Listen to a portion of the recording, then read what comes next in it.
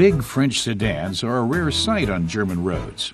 We want to find out why and test Renault's new flagship model. Car tester Sascha Knapp is testing the new Renault Latitude. It's based on the Renault Samsung SM5, the Renault Megane, and has a few Nissan parts. Renault says the Latitude provides a real alternative to other top-of-the-range sedans.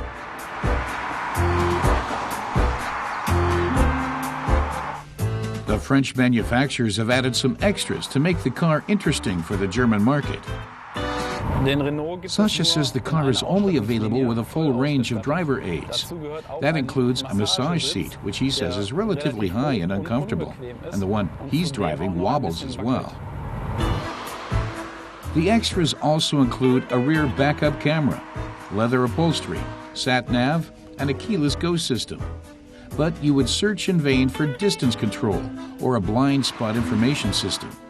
In this class of car, these systems usually come as standard.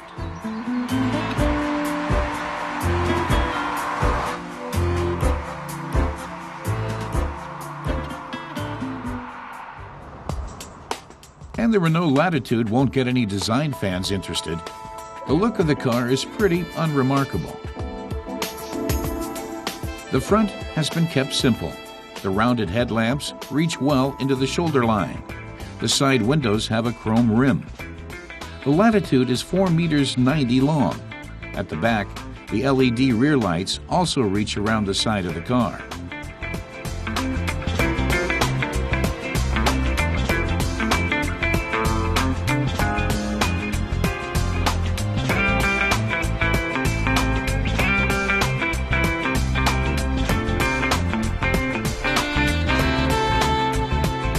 Moving on to the interior, and there's enough head and legroom for everyone in the car. The materials used in the cockpit area look premium quality. The car also offers an integrated perfume vaporizer with a choice of 6 scents. The driver's seat has a memory function capable of storing 3 different configurations.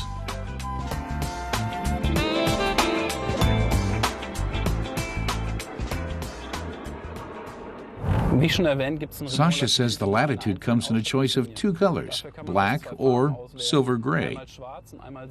There's also a choice between a petrol engine from Nissan or one of 2 diesel units made by Renault.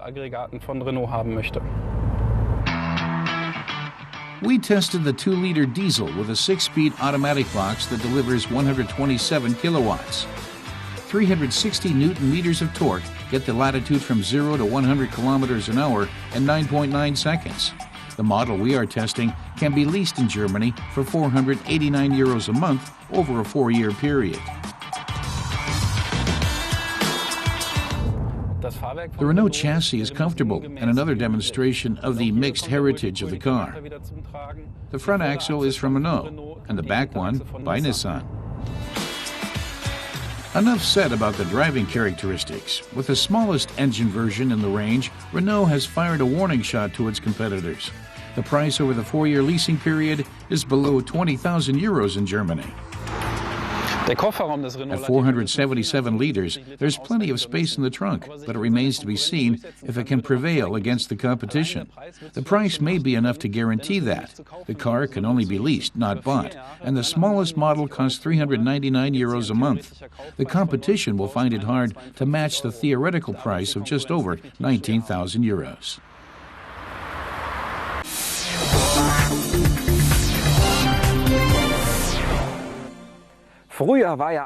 Everything about cars used to be a lot easier, says Matis Kurat. There were big sedans for traveling, spacious station wagons, and small compact models as well. Today, it's harder. There are station wagon versions of compact cars, like the Hyundai i30 CW, and the popular mini MPVs, like the Opel Meriva. Matis wants to find out which is more useful.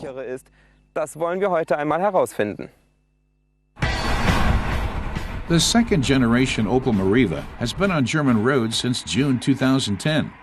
40,000 models have been sold there. There's a choice between 3 petrol and 4 diesel engines producing between 70 and 103 kilowatts. We're going to test the most powerful diesel version, a lavishly fitted innovation model. It sells for 24,490 euros in Germany. Mata says the Meriva holds the road well, but the 1.7 CDTI common rail turbo diesel engine produces almost no torque at under 1900 revs. The driver needs to make sure he keeps the engine ticking over and avoids stalling the engine when setting off. Moving on to the Korean competitor, which incidentally was also designed in Rüsselsheim. Hyundai's European Design Center is a neighbor of the Opel headquarters.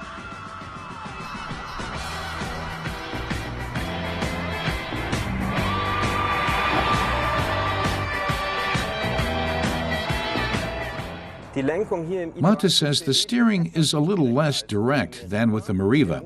On paper, the engine is a little less powerful, 85 compared to 96 kilowatts. But it produces more torque at lower revs and accelerates better. The i30CW has been on the market since 2008. A year ago, it underwent comprehensive reworking. Since then, 10,500 have been delivered to customers in Germany. There are 2 petrol and 2 diesel versions to choose from, producing between 66 and 93 kilowatts. They are all available in blue drive versions with a start-stop system. We're testing the 1.6-liter diesel blue drive version. It sells for 23,560 euros in Germany. The variations in the chassis are immediately visible. These are 2 very different vehicle concepts, but their dynamic and youthful appearance both are geared toward younger customers.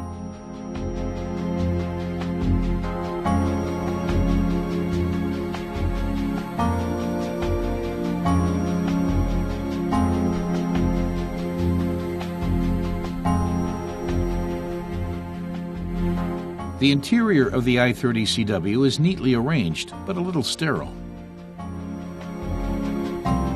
An important criterion in our test is the luggage space. The i30CW offers between 415 and 1,395 liters, and the floor stays flat. The Meriva trunk starts with at least 400 liters of space. Thanks to the movable rear seats and the 3-part collapsible backrest, that can be increased to as much as 1,500 liters.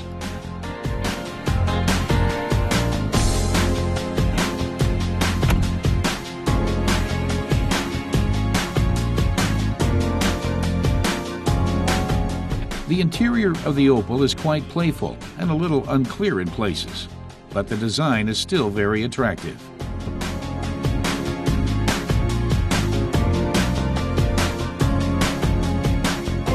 Moving on to the next criterion. What about the line of vision from the driver's seat? Matas doesn't like it when he can't see where a car ends, but that's the case with most cars nowadays. But the way the side window reaches so far forward is good and offers a clear line of vision when turning a corner. But he doesn't like the area between the last side window and the rear windscreen. It's very big, and because the side window curves upwards, vision is impaired when parking in reverse.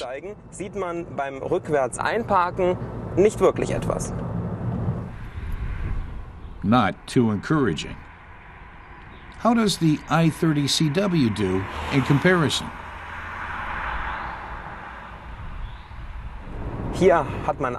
Mata says that the same problem exists with the wide D-pillar, but the seat position means that's less of an issue when parking.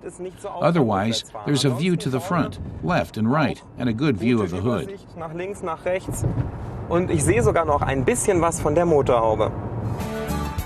So which one's better? The i30CW with the more constant engine and better view for the driver, or the Opel Meriva with its flexible and stylish interior?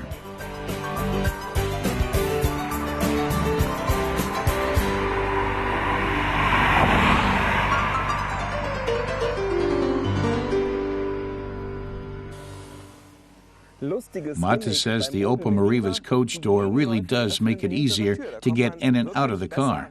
And it's also a lot easier to fit a child seat and put a seatbelt on a child. In the past, this style was called suicide door, but thanks to modern electronics, it is not possible nowadays to open it when the car is in motion. The interior is very stylish, but the workmanship does not match the classy design. The interior of the Hyundai is a little more conservative, to put it nicely. The workmanship is of a reasonable standard, what you would expect in a car of this class. The trunk is big enough, and it's cheaper than the Opel Meriva. Our winner today is the Hyundai i30 CW. Der Hyundai i30 CW.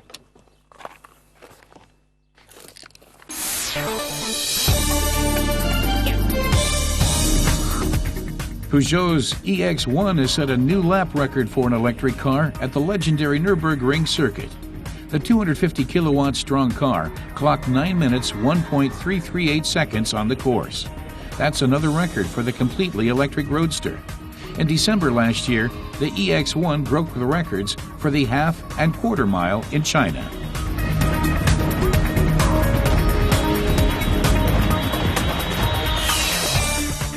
The new Lancia Y has taken Lancia's concept of a top-of-the-range compact car one step further.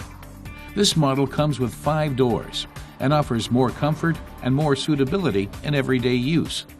There's a choice of 3 engine models, 2 petrol engines offering between 51 and 63 kilowatts, and a diesel with 70 kilowatts. All come with a start-stop system as standard.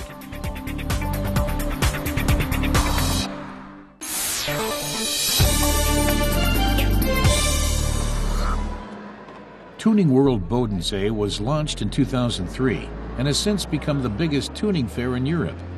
It brings the international tuner scene to Friedrichshafen in southern Germany, next to Lake Constance, which the event is named after. This year's edition features over 1,000 models, 235 exhibitors, and 18 world premieres. The dealers also sell their parts directly at the fair and hold press conferences. There's a varied range of trends. Imaginative body color schemes are always a major aspect. The classic spoiler is subject to increasingly strict stipulations, says journalist and tuning expert Ben Arnold. Instead, body films are now being used to give the car a truly unmistakable character. You can apply this film in no time at all. It doesn't cost the earth and, at first glance, is indistinguishable from the conventional paint finish.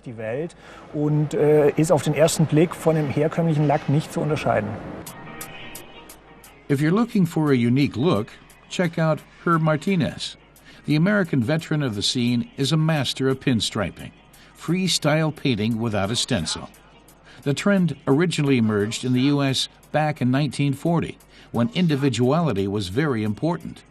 It has a massive amateur following, but is now also a recognized profession. Most pinstripers live in the U.S.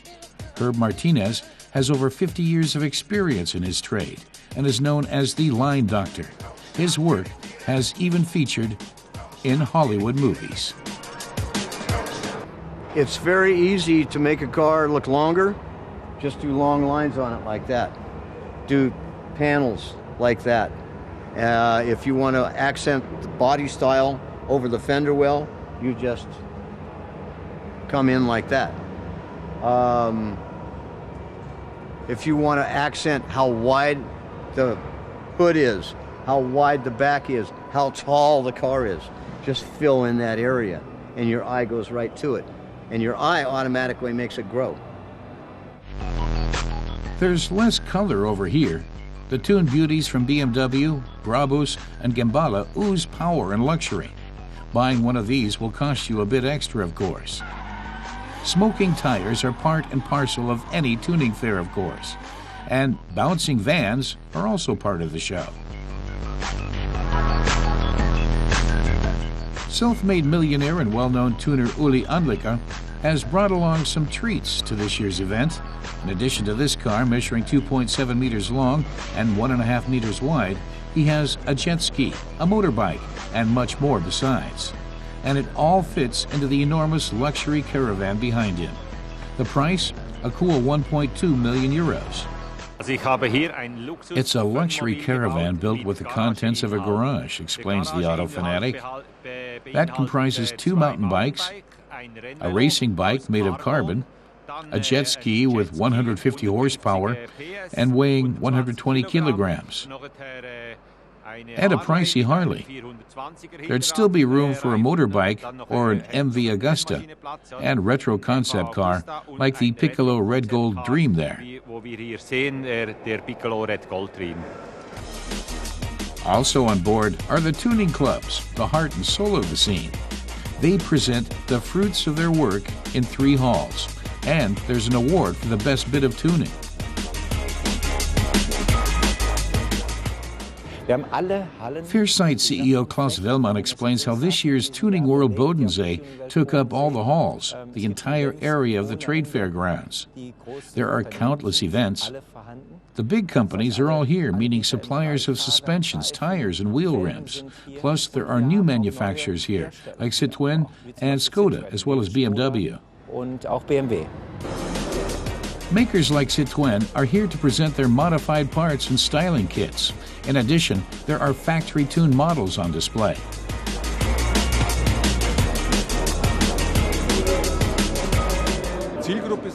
The target group is, of course, motorsports fans, says Citroën's Klaus Lienert.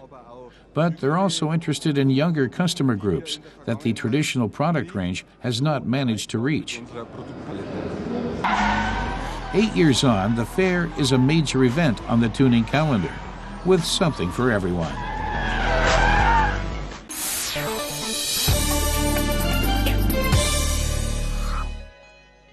Classic roadsters traditionally come from one country, England. But at the end of the 1930s, a sports car from Germany emerged as a serious competitor, the BMW 328. This year marks the 75th birthday of this four-wheel dream.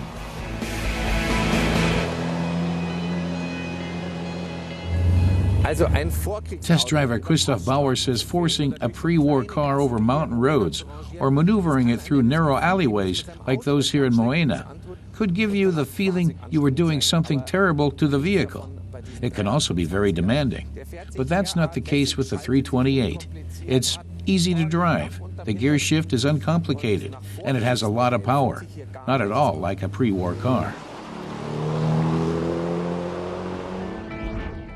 The car was designed for racing right from the beginning.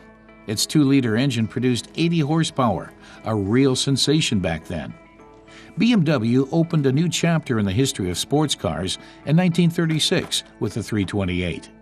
The compact 2-seater set new standards in road holding, handling, and temperament. It left the competition in its wake. The 328 dominated its class of vehicle to such an extent that races became pure tests of individual BMWs. Anyone not driving a 328 had absolutely no chance at all. The 328 outshone the field at the Mille Miglia. Puschke von Hanstein and Walter Bäumer won the race in 1940.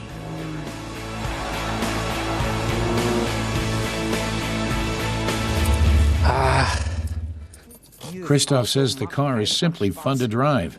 It has a sports car gene. The 328 was extremely successful on the racetrack, but those cars looked a lot different. The lavish bodywork on a model like this was for the consumer end of the market, which was very small. As far as the design goes, back then the English were seen as the only ones who could produce something as fine as this. But this model was made by Ludwig Weinberger in Munich. The Bavarian makers of the bodywork achieved an attractive mix of sports car and luxury convertible. The hood is secured with leather straps, and the rear wheels covered by metal insets. Only a few hundred of the 328 were built, but 59 were customized in external body shops, like this one, which is owned by VW's Zeithaus Museum at the Autostadt complex in Wolfsburg. Ergonomics was not a common term back then. The flat doors and the huge steering wheel made things tight for the driver, But this car is still the incarnation of the ideal roadster.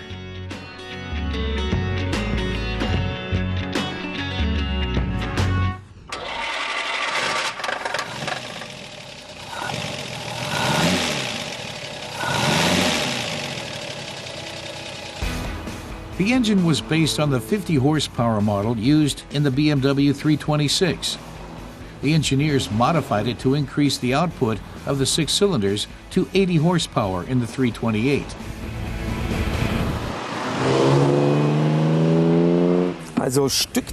Christoph says the 328 set no records as far as production figures go, with only 464 of them made. But in the 1930s, this car was outstanding in its class and dominated the competition without mercy. And it's still clear when you drive the car today that this was a technical masterpiece and a landmark achievement. Definitiv ein Meilenstein.